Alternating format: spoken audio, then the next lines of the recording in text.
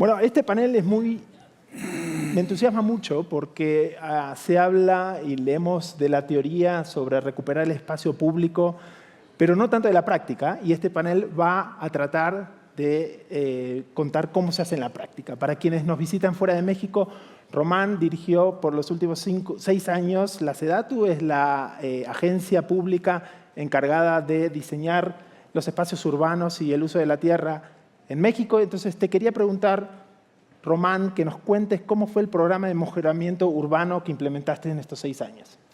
Claro, pues muchas gracias a todos. El programa consta, digamos, de 3 elementos. Lo que ahorita vamos a abordar es el tema de la planeación, el ordenamiento territorial y cómo posteriormente fue bajando a nivel local con equipamientos y espacios públicos. Datos importantes de planeación que se hicieron en la administración pasada, estamos hablando que se actualizaron el 43% de programas de desarrollo urbano municipales, estatales y regionales.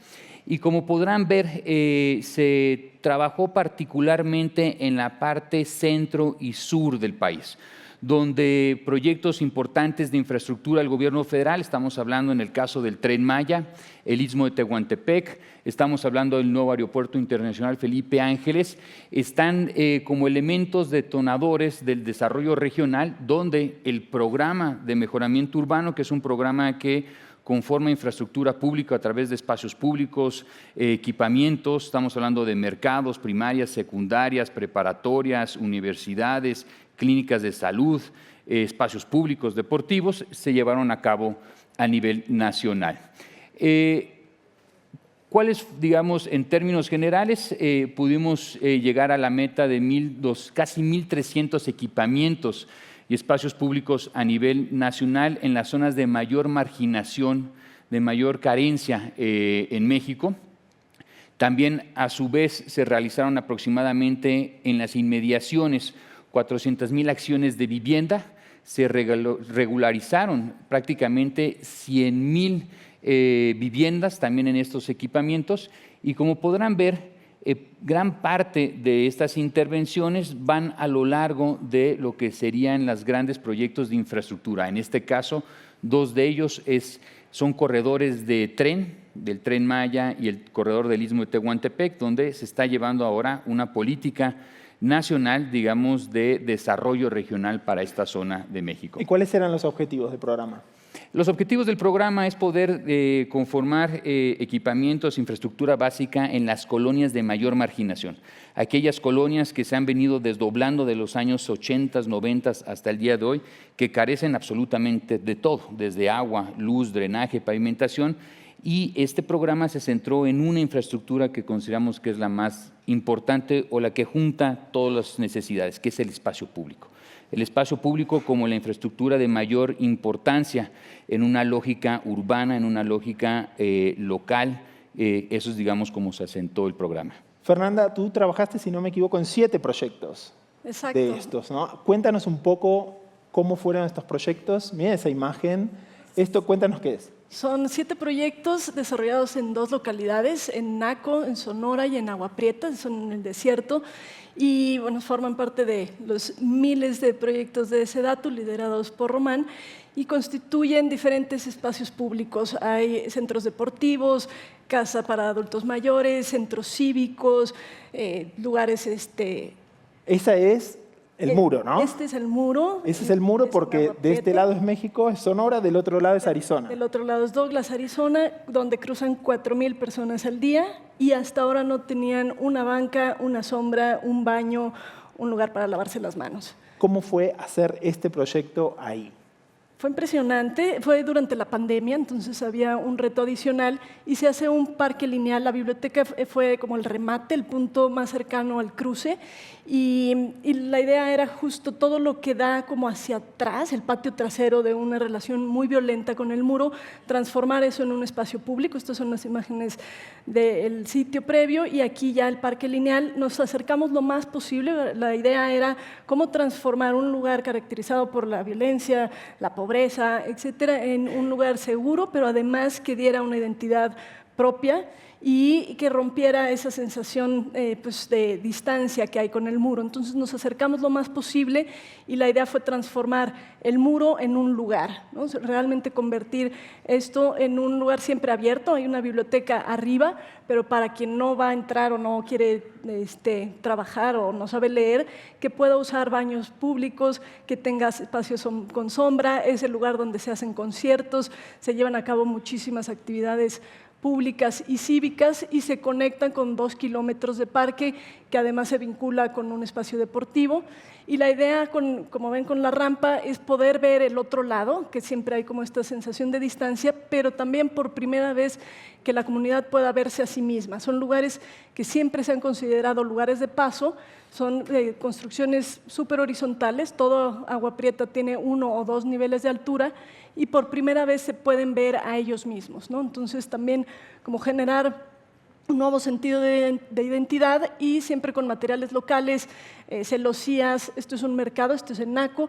Siempre la prioridad pues, es la seguridad, ¿no? Entonces generar espacios donde todo siempre sea visible, no tienes necesidad de aire acondicionado, siempre todo está abierto y aquí igual el mercado es solo una excusa para generar un mirador y poder ver al otro lado, pero también ver las montañas, la vista y verse a ellos mismos, ¿no? El simbolismo es increíble, ¿no? De estos proyectos y de estas estructuras. ¿Qué impacto tuvo en la comunidad? ¿Qué feedback tuvieron de ellos? Se han vuelto los lugares donde pueden salir a la calle, porque además, no, como dice Román, no había calles pavimentadas, no había alumbrado público, entonces no solo hacer edificios, sino más bien construir comunidades y hay sistemas de captación de agua. O sea, aquí lo que vemos es un techo, pero en realidad hay capas y capas de todo un trabajo social, comunitario que se hizo y la gente se los ha apropiado. Es el lugar donde hay conciertos, es la foto de la graduación, hay estos lugares, por ejemplo, la casa de adultos mayores. Estoy pasando los proyectos los más grandes y luego los más chicos y son para distintas edades, siempre alrededor de temas de identidad como la tipología del patio, ¿no? Entonces, generar espacios abiertos, públicos y seguros. Román, ¿cómo fue trabajar con arquitectos como Fernanda? Ustedes daban las guías y ella decidía los proyectos. ¿Cómo fue esa interacción? Bueno, un año antes de que entrara una retroexcavadora, digamos, ya la construcción per se, se definen, digamos, cuáles son las áreas geográficas.